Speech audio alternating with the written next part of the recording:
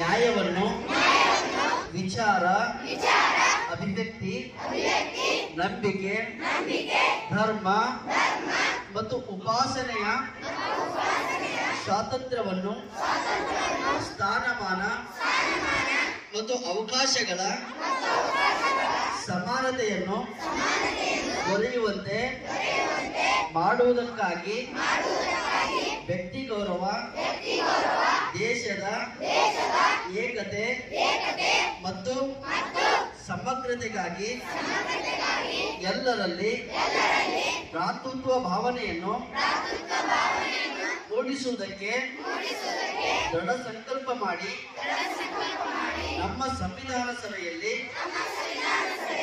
1949ನೇ ಇಸ್ವಿಯ November ತಿಂಗಳ 26ನೇ ದಿನದಂದು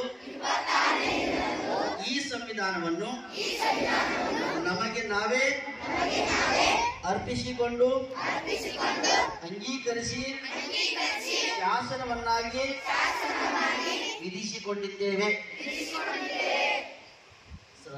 photo ತೆಗಿರಿ. ಲಕ್ಷ್ಮೀಕಾಂತ್